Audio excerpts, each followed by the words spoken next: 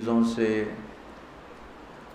اور عمارتوں سے گاڑیوں سے نہ پروان چڑھتے ہیں نہ نیچے آتے ہیں۔ احساسات صرف رویوں سے پروان چڑھتے ہیں، رویوں سے ہی مر جاتے ہیں۔ اچھا والدین اولاد فرما برداری سے چل رہی ہو تو والدین عرشوں پہ ہوتے ہیں، اور ان کے سونے چاندی کے بیڈ روم، اور اولاد ان کو آنکھیں دکھائے گریبان پکڑے تو وہ تحت الثری میں پہنچے ہوتے ہیں۔ بیوی کو سونے میں تولا ہو اور اس سے باہر عورتوں سے تعلق ہو تو بیوی کہتی مر جاؤں تو اچھا ہے، کہ زندگی رویوں سے پروان چڑھتی ہے۔ یہاں زندگی بیان ہو رہی ہے۔ اعوذ باللہ من الشیطان الرجیم، بسم اللہ الرحمن الرحیم۔ قل تعالوا او اتل ما حرم ربکم علیکم، میں تمہیں بتاؤں کہ تمہارے رب نے تم پہ کیا حرام کیا ہے۔ اللہ تشرکوا بہ شیئا، کہ اللہ کی ذات میں شریک نہ ٹھہرانا، اللہ کی ذات میں شریک نہ ٹھہرانا۔ کل بھی میں نے عرض کیا تھا، ایک دم کسی پہ مشرک کے فتوے لگانا یہ اچھا نہیں لگتا۔ تو پہلا ہے لا الہ الا اللہ، لا کی تلوار سے پوری مخلوق کو اڑا دو اور صرف اللہ کے آگے سر چکا دو۔ تو بندگی کی ایک آیت ہے، اللہ تشرکوا بہ شیئا، صرف ایک آیت، جو لا کہا وہ لا ہوا، لو لا بھی اس میں لا ہوا، جز لا ہوا، کل لا ہوا، پھر کیا ہوا، اللہ ہوا۔ دوسرا کیا ہے؟ وَبِالْوَالِدَيْنِ إِحْسَانًا، کہ ماں باپ کے ساتھ آخری درجے کی خدمت کرو، آخری درجے کی، آخری حد تک کی خدمت کرو ماں باپ کی، ان کی دعا لو۔ ان تلد الامۃ ربتہا، قیامت کی نشانی کیا ہے؟ کہ بیٹیاں ماؤں سے نوکرانی جیسے سلوک کرنے لگ جائیں۔ ایک صحابی سکرات میں تھے تو ان کی بیگم کا پیغام آیا کہ کلمہ نہیں پڑھا جا رہا۔ بہت پریشان کہ صحابی ہو کہ کلمہ نہیں پڑھا جا رہا۔ کلًا وعد اللہ الحسنی، کہ ہر صحابی جنتی ہے۔ تو آپ تشریف لائے اور کہا بیٹا کلمہ پڑھو، کہا جی پڑھا نہیں جاتا، بول رہے ہیں لیکن کلمہ نہیں پڑھا جاتا۔ آپ نے فوراً پوچھا والدین میں کون زندہ ہے؟ کہا جی ماں زندہ ہے۔ راضی ہے ناراض ہے؟ کہ جی ناراض ہے۔ آپ نے ان کو فوراً بلوایا، وہ تشریف لائیں تو آپ نے فرمایا تم اپنے بیٹے پہ ناراض ہو؟ علقمہ ان کا نام، علقمہ پہ ناراض ہو؟ کہ جی ناراض ہو۔ کیا ناراضگی ہے؟ غور سے سننا۔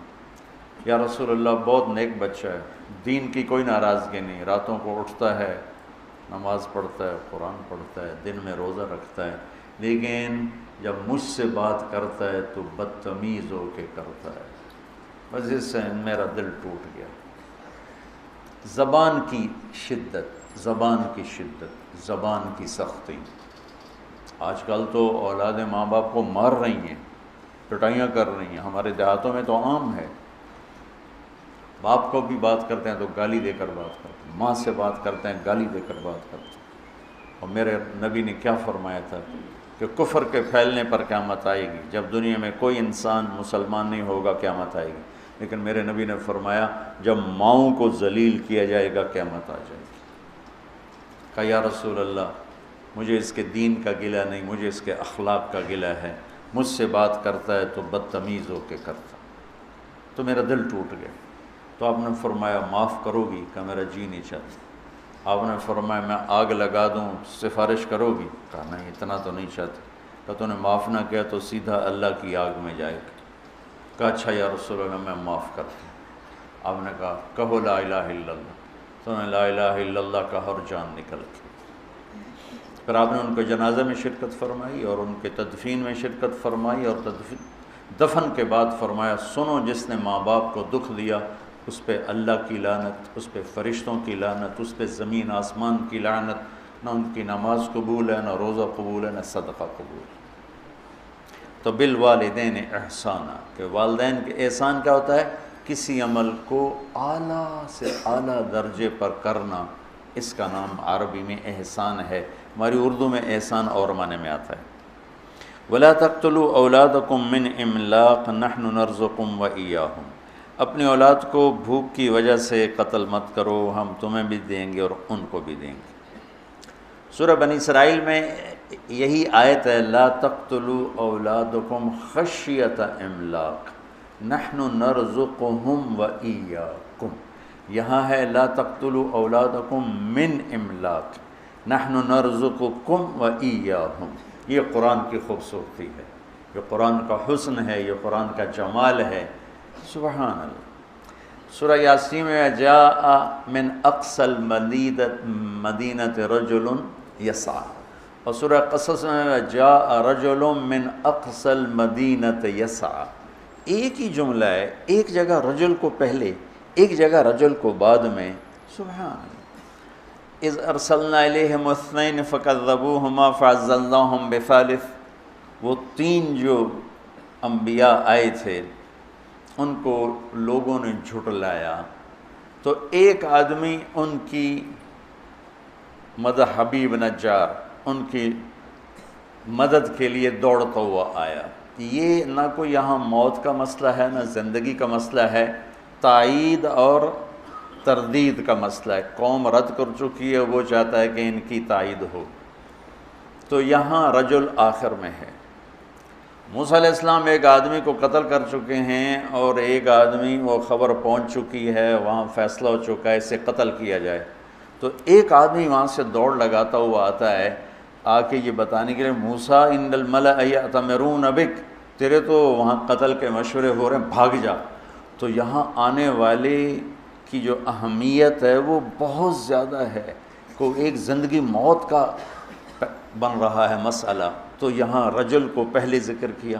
وہاں تائید اور تردید کا مسئلہ ہے، وہاں رجل کو بعد میں ذکر کیا۔ یہ قرآن کی خوبصورتی ہے کہ لفظ کو آگے اور پیچھے کرنے سے اس میں حسن پیدا کر دیتا ہے، معانی بدل دیتا ہے، سبحان اللہ۔ تو یہاں ہے من املاق، تو آگے ہم تمہیں بھی دیں گے انہیں بھی دیں گے۔ یہاں صورتحال یہ ہے کہ والدین فقیر ہیں پہلے سے، وہ کہہ رہے ہیں کہ بچہ پیدا ہوگا تو وہ کھائے گا کہاں سے، تو اللہ تعالیٰ ان کو کہہ رہے ہیں تم اپنے فقر کا ڈر نہ کرو، تمہیں بھی دوں گا اور اس آنے والے کو بھی دوں گا۔ وہاں سورہ بنی اسرائیل میں والدین فقیر نہیں، کھاتے پیتے ہیں، لیکن ان کو ڈر ہے کہ بچہ آئے گا تو روٹی کا بوجھ بڑھے گا، پھر روٹی کہاں سے آئے گی، پھر پوری کہاں سے ہوگی، تو اللہ تعالیٰ نے وہاں کر دیا خشیت املاق، کہ تم کھا پی رہا ہے پر ڈر لگا ہوا ہے، تو اللہ نے وہاں بچوں کو پہلے کر دیا کہ آنے والے کو بھی دوں گا، تمہیں بھی دوں گا۔ یہ قرآن کی خوبصورتی ہے۔ تو اللہ تعالیٰ فرما رہا ہے کہ آج کل کی منصوبہ بندی، اس سے مکالبی میں نے بتایا تھا، پھر دوہرا رہا ہوں، کم بچے خوشحال کرانا ہے نہیں، نیک بچے خوشحال کرانا، چھوٹا خاندان زندگی آسان نہیں، نیک خاندان زندگی آسان۔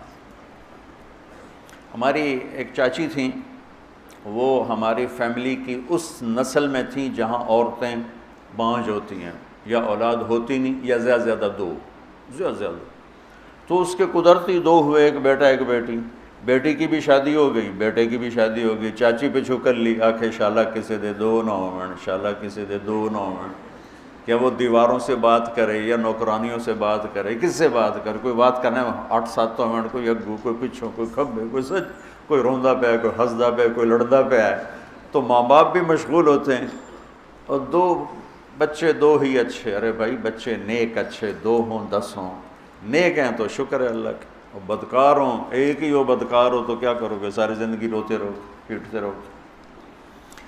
تو آج کے ماحول میں یہ اس کی یہ صورت بنی ہوئی ہے۔ رزق کا تعلق آبادی سے نہیں ہے، جو گھٹ بڑھ رہا ہے آبادی کی وجہ سے نہیں، سود، جھوٹ، ذخیرہ اندوزی، سٹے بازی، ہیرا پھیری، 2 نمبری، اس سے لوگوں میں فقر ہے، آبادی کی وجہ سے فقر نہیں ہے، یہ ظالم انسانوں کی وجہ سے طاری کردہ فقر ہے۔ اگر دیانتدار ہوں، بازاروں میں دیانت ہو، سچائی ہو، سٹا نہ ہو، جوا نہ ہو، سٹاک نہ ہو، تو سب کے چولہے جلیں گے۔ مدت سے لگ رہی تھی لب بام ٹک ٹکی، تھک تھک کے گر گئی نگہ انتظار آج، اکھیاں تھک کے واپس آ جائیں گی، نہ سچا ملے گا، نہ دیانتدار ملے گا، نہ منصف ملے گا، ظلم و ستم سے بھرا ہوا۔ اسلام کے باوجود جو ذلت ہے تو اس کی 3 وجہ ہیں۔ ہم جھوٹ بولتے ہیں، ہم ظلم کرتے ہیں، ہم دھوکہ دیتے ہیں۔ اور جو قوم سچ بولے اور دیانتدار ہو اور انصاف کرے، وہ کافر بھی ہوگی تو اللہ ان کو عزت دے گا، اور مسلمان ہوں گے تو دونوں جہان کی عزت پائیں گے، کافر ہوں گے تو اس جہان کی عزت پائیں گے، آگے تو ایمان پہ فیصلہ ہے۔ اور جس قوم میں جھوٹ ہو اور دھوکہ ہو اور ظلم ہو، اللہ انہیں ذلیل کرے گا، چاہے ساری قوم رات کو تہجد پڑھے دن میں روزہ رکھے۔ یہ اللہ کا ایک عالمی قانون ہے۔ وَلَا تَقْتُلُوا النَّفْسَ الَّتِي حَرَّمَ اللَّهُ إِلَّا بِالْحَقِّ، اور کسی کو قتل مت کرو، کسی کو قتل مت کرو، کہ قتل کرنے والے پر فَجَزَاؤُهُ جَهَنَّمْ خَالِدًا فِيهَا 2، غضب اللہ علیہ 3، وَلَعَنَهُ اللَّهُ 4، وَأَعَدَّ لَهُ عَذَابًا عَظِيمًا 5 عذاب اللہ نے قاتل کے لیے سنائے ہیں، غضب اور لعنت اور جہنم اور ہمیشہ کی جہنم اور عذاب عظیم۔ اور جب انصاف کمزور ہوتا ہے تو پھر ظلم و ستم شروع ہو جاتا ہے۔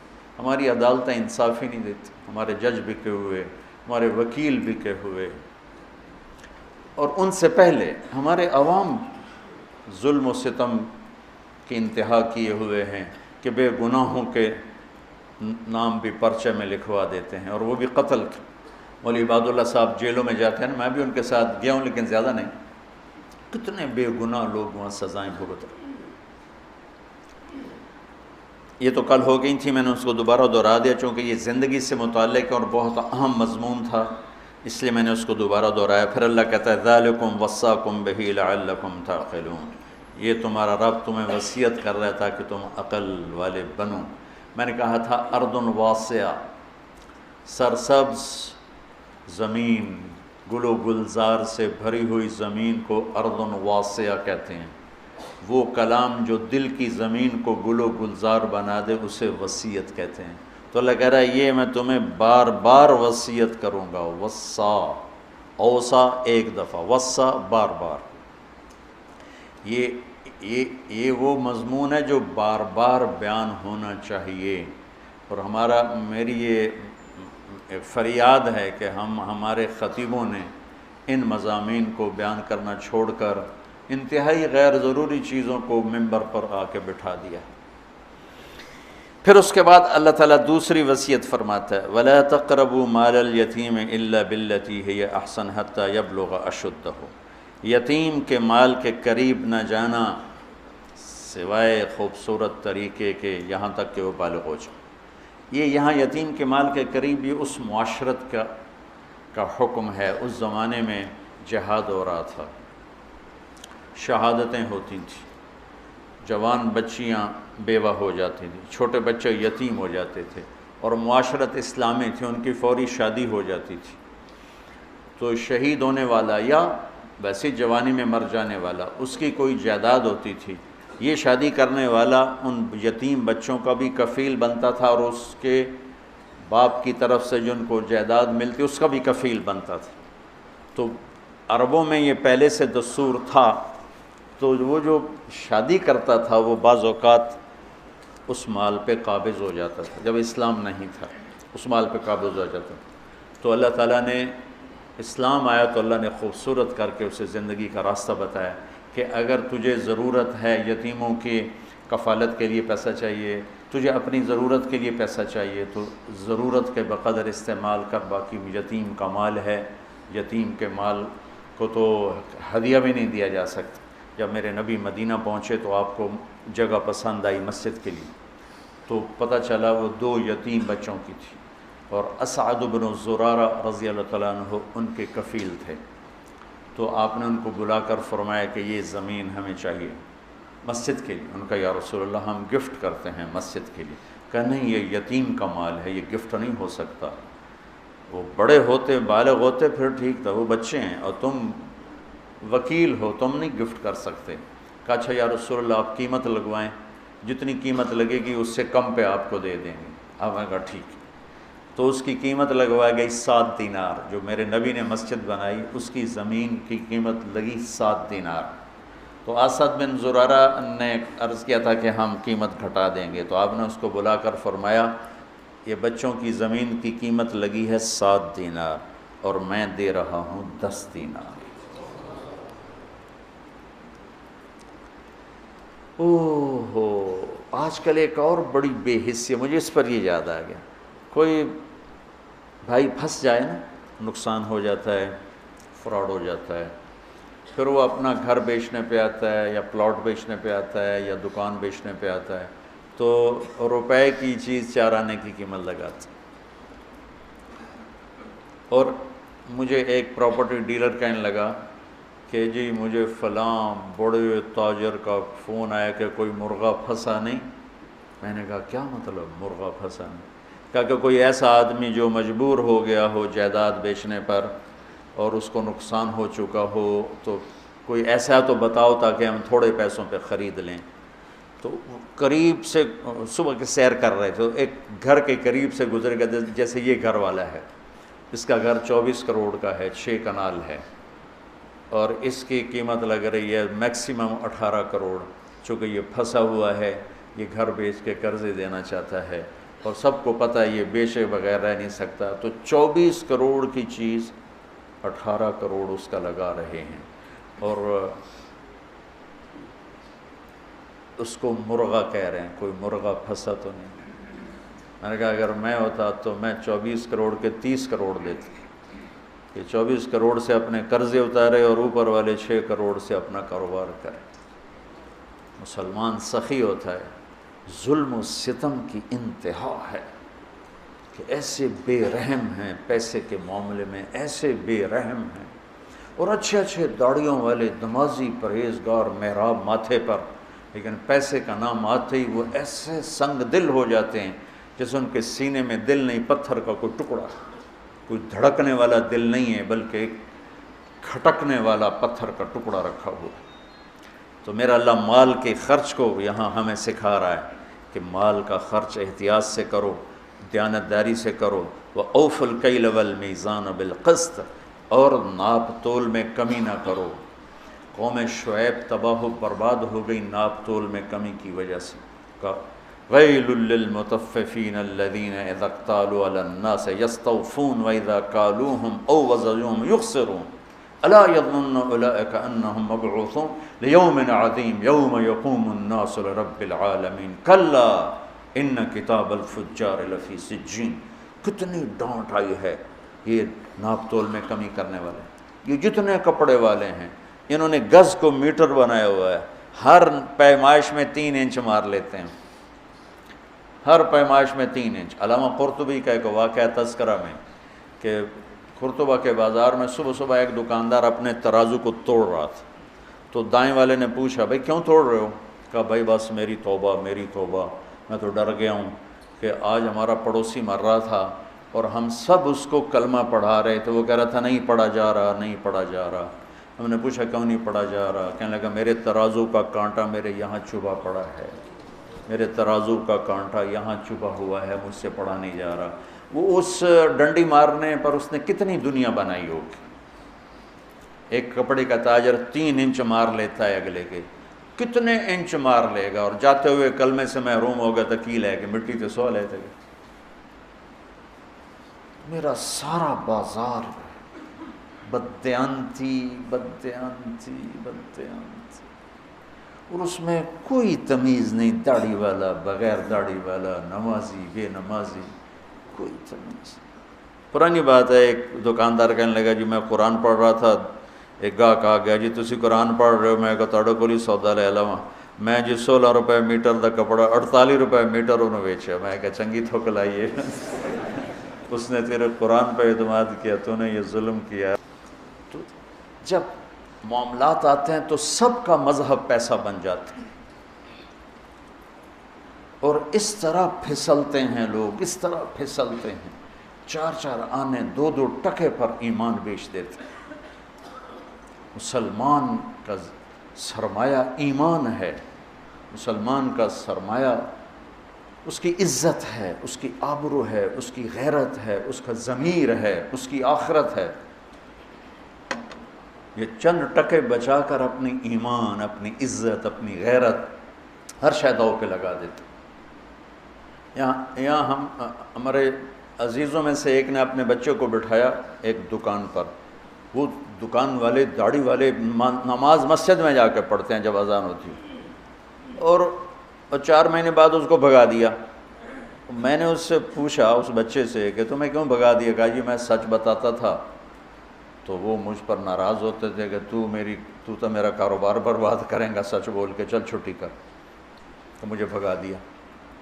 میں بیٹھا تھا، ایک نوجوان آیا، کہا جی میں آگمنٹن میں رہتا ہوں کینیڈا، ایک یہودی کے سٹور پر کام کرتا ہوں، اس کا فرنیچر کا سٹور ہے، تو میں جب پہلے دن اس کی نوکری میں گیا تو اس نے مجھے بلا کر کہا یہ سارا بیچنے کا ہے، لیکن یہ جو صوفہ پڑا ہوا ہے اس میں فالٹ ہے، تو کوئی گاہک یہ خریدنے لگے تو اس کو بتانا ہے کہ اس میں یہ فالٹ ہے۔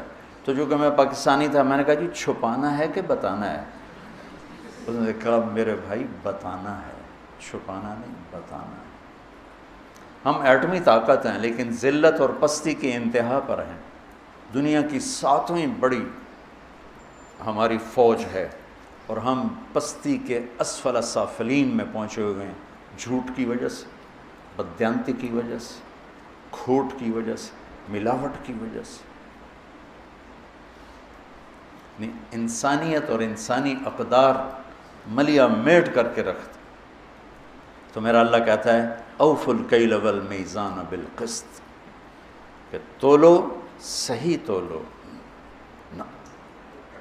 ناپ تول کے تولو اور کمی بیشی سے بچو۔ عبید رحمۃ اللہ علیہ ایک کپڑے کے تاجر تھے، تو ریشمی تھان 400 کا اور ناخالص ریشمی ناخالص 200 کا۔ بچے کو بٹھا کے گئے کسی کام، واپس آئے تو ایک آدمی تھان لے کے نیچے اتر رہا تھا، تھان تھا ناخالص ریشم۔ کہنے لگے بھائی کتنے میں لیا ہے؟ کہا جی 400۔ کہنے لگے 400؟ کہا جی، کہا مہنگا ہے؟ کہا جی نہیں ٹھیک ہے، میرے گاؤں میں 500 کا بکے گا، مجھے 100 درہم کا نفع ہے۔ کہا تو 300 اور کما سکتا ہے۔ کہا ابھی آپ کون ہو؟ کہا میں دکان کا مالک ہوں۔ ان کو ساتھ لے لی۔ بیٹے سے پوچھا یہ 400 کس لیے مانگا؟ بھول گئے تھے یا جان بوجھ کے؟ کہا میں نے 400 مانگا، اس نے دے دیا، شرعاً اب کوئی قباحت نہیں، اس نے مانگا۔ میں نے کہا بیٹا تجھے شرم نہ آئی مسلمان کو دھوکہ دیتے ہوئے؟ تجھے 200 پہ بھی نفع مل رہا تھا، 400 کیوں نہیں؟ تو اس کو 200 نکال کے دیے کہ بھائی یہ لے جا، 300 نفع بنا۔ جب یہ تجارت تھی تو جھنڈا پوری دنیا پہ لہراتا تھا۔ اب یورپ کی دکان پہ جاؤ، مال واپس کرو، خوشی سے لے لیں گے، یہاں لکھا ہوتا خریدا ہوا مال واپس نہیں ہوگا۔ میں نے کہا اگر کوئی یہاں کا تاجر ہوتا اور اس کا پتر 200 کی 400 میں بیچتا تھا، واہ میرا پتر تو تب پیونوں بھی کٹ گیا، ایلا 100 روپے، ایلا 100 روپے فلودہ کھا، میں چھری رکھیں جی میں رکھی ہے۔ ہمارا تاجر تو چھری لے کے بیٹھا ہوا تو اسے ذبح کرنا ہے۔ آنے والے جیسے بھیڑیوں کو کوئی رحم نہیں ہے کہ بکری کے چھوٹے چھوٹے بچے ہیں، ایسے جب دل پیسے کا غلام ہو جاتا ہے تو وہ بھیڑیا بن جاتا ہے۔ پھر اللہ تسلی دیتا ہے لا نکلف نفسا الا وسعها، دیکھو میں جو کچھ تمہیں کہہ رہا ہوں تم کر سکتے ہو، کیسے کریں گے، کیسے ہوگا؟ اللہ کہتا ہے میں نے کوئی ایک بات بھی تمہاری ہمت سے زیادہ نہیں سنائی۔ یہ آیت تسلی کے لیے ہے۔ پیچھے بڑی بڑی ہمت والی باتیں آ رہی، نماز پڑھنے واسطے تو 1 لوٹا پانی چاہیے، 10 منٹ چاہیے، کیڑی قربانی ہے؟ سچ بولنے کے لیے پسینہ آ جائے گا، صحیح تولتے ہوئے پسینہ آ جائے گا، مال کا عیب بتاتے ہوئے خبر لگ جائے گی۔ وہ میں نے بیان کیا تو ایک ہمارا دوست ہے، اس کا شو روم ہے، تو ہماری جماعت گئی پشاور، اس کا بہت بڑا شو روم ہے، تو میں اس کو ملنے گیا تو وہ مجھے دکھا رہا تھا، تو ایک گاڑی کھڑی تھی ٹویوٹا، نہیں، کہنے لگا یہ گاڑی دیکھ رہا ہوں، کہا یہ 1 سال ہوا ہے نہیں بک رہی تمہاری وجہ سے۔ میں کہا میں تو آج تیرے شو روم سے آیا، میری وجہ تو کیوں؟ کہا تم نے ترغیب دی تھی سچ بولو، تو میں یہ گاڑی لگ گئی تھی جب اس کو ٹرک سے اتار رہے تھے، تو اس کو ٹھیک کر کے ہم نے لگا دیا ہے، جو آتا ہم کہتے ہیں لگی ہوئے وہ چھوڑ کے چلا جاتا ہے۔ میں نے کہا مجھے دے دو میں خرید لیتا ہوں۔ اس وقت ٹویوٹا 5 لاکھ کی تھی. کہنے تمہیں جرمانہ کیوں ڈالوں، انشاءاللہ بک جائے گی. لیکن میں نے سوچا سچ ہی بولنا ہے، جھوٹ نہیں بولنا. 1 سال وہ گاڑی کھڑی رہی. ابھی ہماری جماعت وہیں تھی کہ اس کا فون آیا کہ میری گاڑی بک گئی. میں نے فالٹ بتایا تو بھی بک. تھوڑا سا اللہ دیکھتا ہے پھر دروازے کھول دیتا. اس لیے کہتا ہے لا نکلف نفسا الا وسعها. جو تمہیں بتا رہا ہوں نا تم کر سکتے ہو، تمہاری ہمت سے اوپر میں نے کچھ نہیں بتایا. وَإِذَا قُلْتُمْ فَعْدِلُوا وَلَوْ كَانَ ذَا قُرْبَى وَبِعَهْدِ اللَّهِ عَوْفُوا ذَلِكُمْ وَصَّاكُمْ بِهِ لَعَلَّكُمْ تَذَكَّرُونَ. اور جب بولو تو انصاف کا بولو. فَعْدِلُوا، چاہے یہ گواہی تیرے رشتہ دار کے خلاف ہی جاتی ہو، لیکن بولو تو سچ بولو. اس سے مراد صرف گواہی نہیں ہے. اس لیے قلتم کا لفظ ہے جس میں وسعت ہے. ولو کان ذا قربا میں اشارہ ہے کہ اگر تمہیں کہیں اپنے رشتہ دار کے خلاف بھی سچ نظر آئے تو بولو. گواہی کا لفظ نہیں ہے. قلتم کے اندر گواہی بھی ہے اور قلتم کے اندر عموم ہے. جب بول انصاف کا بول، یعنی ایسا بول نہ بول جو کسی کی عزت کو اڑا دے، کسی کی پگڑی کو اچھال دے، کسی کی عزت نفس کو ذبح کر کے رکھ دے، کسی کی بیٹی کی عزت اچھل جائے، کسی کے بچے کی عزت اچھل جائے. ایسا بول نہ بول. یہ صرف عدالت کی گواہی کی حد تک نہیں ہے. عدالت کی گواہی کی حد تک نہیں. میرا مستقل مضمون ہے زبان کی حفاظت کرو، زبان کی حفاظت کرو. ماں باپ کے آگے سنبھل کے بولو، بیوی کے آگے سنبھل کے بولو، بچوں کے آگے، ہر انسان کے آگے سنبھل کے بولو. جہاں خون کے رشتے ہیں وہاں بہت زیادہ سہ جاؤ. تھوڑی دیر کی تکلیف ہوگی، پھر اللہ تمہیں ایسی راحت دے گا کہ اس کا مزہ لوگی. پی جا ایام کی تلخی کو بھی ہنس کے ناصر. اللہ اس کی بخشش کرے، میرا دوست تھا ناصر. پی جا ایام کی تلخی کو بھی ہنس کے ناصر، غم کے سہنے میں بھی قدرت نے مزہ رکھا ہے. جب سے تم نے مجھے دیوانہ بنا رکھا ہے، سنگ ہر شخص نے ہاتھوں میں اٹھا رکھا ہے. صبر میں بھی ایک لذت ہے، ایک مٹھاس ہے. جیسے غصہ نکالنے میں ایک تسلی ہوتی ہے، بعد میں پشیمانی کے انبار لگ جاتے ہیں. پی جانے میں ایک کڑواہٹ ہوتی ہے اور بعد میں راحت و انبساط اور فرحت کے دروازے کھل جاتے ہیں. اگر زندگی کو خوبصورت بنانا ہے تو سہنا سیکھو، نظر انداز کرنا سیکھو، جواب دینا نہ سیکھو، چپ رہنا سیکھو. جواب دینا نہ سیکھو، چپ رہنا. اس نے یہ کہہ دیا، اس نے کیوں کہہ دیا، اس نے یہ کہا. کہنے دو، گزر جاؤ تو اللہ تمہیں اندر کو ٹھنڈک پہنچا دے. کلمۃ العدل فی الغضب والرضا، یہ اس کی اصل تفسیر ہے کہ ہر حال میں زبان سے بولو، نپا ہوا، تلا ہوا، صحیح. ہم انسان ہیں، کبھی بریک فیل ہو جائے گی تو ہو جاتا، کلمہ نہیں. لیکن یہ عادت نہ ہو جائے تو اللہ سے توبہ، یا اللہ معاف کر. جس سے زیادتی ہوئی اس سے معافی اور تلافی، اور پھر ہمت کر کے پھر سفر شروع کریں گے. پھر گر پڑیں گے، کیا ہوا؟ گرتے ہیں شاہ سوار ہی میدان جنگ میں. یہ تو جنگ ہے نفس کے ساتھ، جو خوفناک جنگ ہے، جو ہر آن ہر گھڑی جاری ہے. کبھی وہ جیتے گا، کبھی ہم جیتیں گے. جب وہ جیتے گا ہم روئیں گے، معافی مانگیں گے اللہ سے بھی، جس سے زیادتی ہوگی اس سے بھی. تو اللہ تعالیٰ اس پر ہمارا، اللہ خوش ہوگا اور اللہ ہمیں آہستہ آہستہ آہستہ آہستہ نفس مطمئنہ نصیب فرما دے. وَإِذَا قُلْتُمْ فَعْدِلُوا، زبان کے بول کو عدل والا بنا دے. لقمان علیہ السلام کا فرمان ہے، بیٹا چپ رہنے پہ کبھی نہیں پچھتایا، ہمیشہ اپنے بول پہ پچھتایا.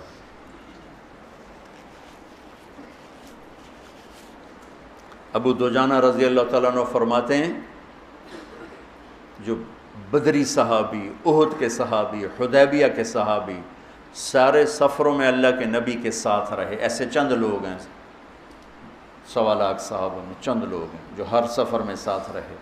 اور یہ یمامہ کی جنگ میں شہید ہوئے، اور یہ فرماتے ہیں کہ لوگوں میرے پاس بخشش کا سب سے بڑا عمل یہ ہے کہ میں نے آج تک اپنی زبان سے کسی کو دکھ نہیں پہنچایا، اور میرے دل میں کسی کی نفرت نہیں ہے۔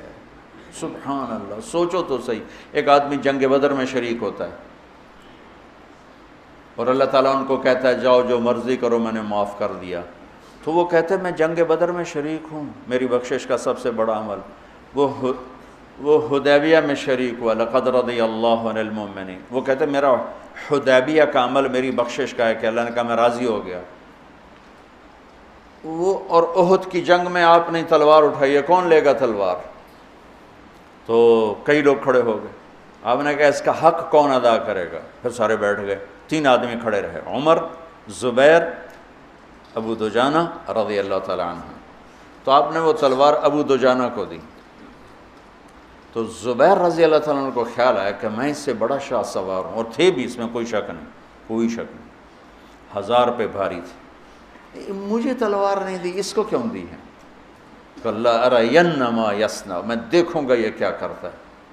تو ابو دجانہ نے تلوار پکڑی اور سرخ پٹی باندھی، انا الذی عاہدنی خلیلی ونحن بالصفح لدى النخیل الا اقوم الدہر فی القیول واضرب بسیف اللہ ورسولی، آج میں دکھاؤں گا اللہ کے رسول کی تلوار کا حق کیسے ادا کیا جاتا ہے۔ سارے اشعار کا خلاصہ، اور ایک طرف سے جو حملہ کیا قریش کی صفوں کو چیرتے ہوئے پار نکل گئے، اور زبیر بھی پیچھے آگے عورتیں کھڑی تھیں، ہندا گانا گا رہی تھی، نحن بنات طارقی نمشی علی النمارق مشی القتل بوارقی المسک فی المفارق والدر فی المخالق ان تقبلوا نعانقی او تدبروا نفارقی فراق غیر وامقی، یہ قریش کو ابھارنے کے لیے۔ جب ابو دجانہ بڑھے تو ساری عورتیں بھاگیں، اور ہندا پہ ایسا روب طاری ہوئی وہ بھاگ نہیں سکی، تو انہیں ایسے تلوار اٹھائی، اس کی چیخ نکلی، اور یوں اس کے سر پہ تلوار رکھ کے یوں واپس ہٹا لی۔ پیچھے زبیر تھے، کہنے لگے یہ کیا کیا ہے؟ کہا میرے نبی کی تلوار ہے، عورت کے خون سے گندا کروں؟ نہیں، پھر واپس ہٹے، پھر حملہ کیا، اور پھر صفوں کو چیر دیا۔ آگے ایک ہاتھی جیسا نوجوان تھا ڈیل ڈول میں، زبیر کہنے لگے میرے جی میں آیا، اس سے ٹکر لے تو پھر میں دیکھوں کتنے پانی میں۔ قدرتی آمنے سامنے ہوگی، اور ایسی زور کی دونوں میں ٹکر ہوئی کہ بہادری اور دلیری بھی آش کر اٹھی، اور دائیں بائیں کے لوگ متوجہ ہو گئے ان دونوں کی جنگ دیکھنے کے لیے، تھوڑی دیر کے لیے رک گئے۔ ایسی خوبصورت ان کی جنگ اور دلیری اور بہادری کے رک گئے ایک دفعہ قدم۔ اس نے وار کیا، ابو دجانہ کی ڈھال ٹوٹ گئی اور اس کے کندھے کو زخمی کر دیا۔ ابو دجانہ نے وار کیا، اس کی ڈھال توڑ کے تلوار یہاں لگی، 2 ٹکڑوں میں چیر کے پھینک دیا یوں، اور پھر چہرے سے ٹوپی ہٹا کر کہا ماذا ترى انا ابو دجانہ، کیا دیکھتے ہو؟ میں ہوں ابو دجانہ۔ یہ بندہ اتنے بڑے بڑے فضائل والا ان باتوں کی وجہ کہتا ہے کہ میری بخشش کا سب سے بڑا عمل یہ ہے کہ میں نے آج تک اپنی زبان سے کسی کو دکھ نہیں پہنچایا، اور میرے دل میں کسی کے بارے میں بغض نہیں ہے۔ میرے بچوں، اپنے دل کو بغض سے پاک کرو۔ مولویوں کے دل میں بغض زیادہ ہوتا ہے، پتہ نہیں کیوں ہوتا ہے، اس لیے کہ وہ قانون ہی پڑھتے رہتے ہیں، محبت کا سبق نہیں پڑھتے، فقہ ہی پڑھتے رہتے ہیں، وہ پھر غصے میں ہی ہو جاتے ہیں۔ ہمارے خواجہ غلام فرید سرائکی کے بادشاہ ہیں، وہ فرماتے ہیں سکھ ریت روش من سورینو ہن ٹھپ رکھ کنز کدورینو ہادی نہ سمجھ ہدایہ کافی نہ سمجھ کفایہ، کافیہ بڑی مشہور کتاب ہے، تو وزن شعر کی وجہ سے اس کو بدلا ہے، ہادی نہ سمجھ ہدایہ کافی نہ سمجھ کفایہ کر پرز شرع وقایا ایو دل قرآن کتاب ہے۔ چونکہ قرآن سے نہیں جڑتے نا ہم، اور سیرت سے نہیں جڑتے، تو دل کی دنیا خشک سی ہو جاتی ہے، جیسے زمین پانی کے بغیر خشک ہو جاتی ہے، ایسی دل کی دنیا خشک ہو جاتی ہے۔ ساری امت کی خشک ہوئی پڑی ہو، تم سارے مولوی بیٹھے ہو اس لیے میں تمہارے سامنے یہ کہہ دیا، ورنہ سب کا یہی حال ہے، غصے سے بھرے ہوئے، بغض سے بھرے ہوئے، برداشت نام کی شے کوئی نہیں۔ محبت کرنا سیکھو، محبت دینا سیکھو، حسن ظن سیکھو، نفرت سے دلوں کو پاک کرو، دل آزاری سے زبان کو پاک کرو۔ وَبِعَهْدِ اللَّهِ عَوْفُوا، اور اللہ سے کیے ہوئے عہد و پیمان کو نبھاؤ، اللہ سے کیے ہوئے عہد و پیمان کو نبھاؤ۔ وہ لا الہ الا اللہ ہے، الست بربکم قالوا بلی، اللہ کو رب مانا ہے، نبھا کے دکھا دو۔ اللہ کہتا ذالکم وصاکم بہ لعلکم تذکرون، یہ اگلی وصیت ہے جو اللہ تمہیں کر رہا ہے کہ شاید تمہیں کچھ یاد آ جائے۔ پھر آگے اللہ خوشخبری سناتا ہوا ان ھذا صراطی مستقیما، یہی ہے میرا سیدھا راستہ، فاتبعوہ، اسی پہ چلنا، ولا تتبعوا السبل، دائیں بائیں چھوٹے رستوں پہ نہ جانا، فتفرق بکم عن سبیلہ، یہ تمہیں اصل راستے سے ہٹا دے گا۔ یہ ہے فرقہ واریت، کہ ان مسائل پہ لڑنا جن کا نہ جنت سے تعلق ہے نہ جہنم سے تعلق ہے، جس کا نہ آخرت سے تعلق ہے نہ دنیا سے تعلق ہے۔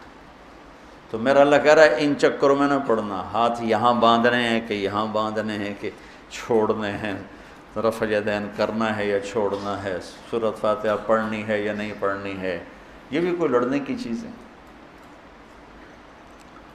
سیدھا راستہ امت پنے کا۔ ہم علماء دیوبند کے شاگرد ہیں، وہ ہمارے لیے بنیان کی طرح ہے، لیکن چولا ہمارا امت پنے کا ہے، کرتا ہمارا امت پنے کا ہے۔ میں تم سب کو یہ کرتا پہنانا چاہتا ہوں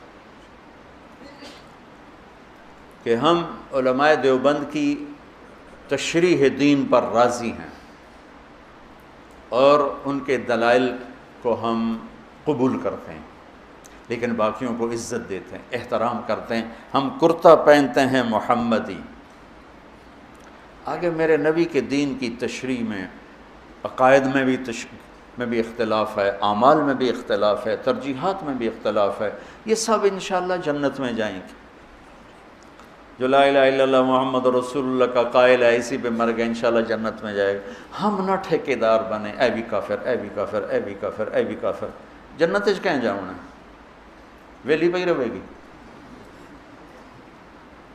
تو اللہ کہتا ہے یہ ہے میرا سیدھا راستہ، اور اس میں آپ دیکھو کہ سب اخلاقیات، سب، بس ایک لا تشرکوا بہ شیئا میں اشارہ کیا عقیدے اور عبادت کی طرف، وبعہد اللہ اوفوا، دو، باقی سب اخلاق اخلاق اخلاق، اور پھر آخر میں کہ یہ ہے اصل دین، اصل دین ہیں یہ چیزیں، ان اقیموا الدین ولا تفرقوا فیہ، دین ایک ہی ہے، جو اصول ہیں، جو فرائض ہیں، جو اخلاقیات ہیں، تمام اہل مکتب، اہل فکر، اہل مسلک، اہل مذہب، کون کہے گا جھوٹ بولو، کون کہے گا بدکاری کرو، فحاشی کرو، کون کہے گا ماں باپ کی بدتمیزی کرو، کون کہے گا ناپ تول میں کمی کرو، کون کہے گا دھوکہ دو، فراڈ کرو، ملاوٹ کرو، کھوٹ کرو، کون کہے گا نفرت کی آگ جلاؤ؟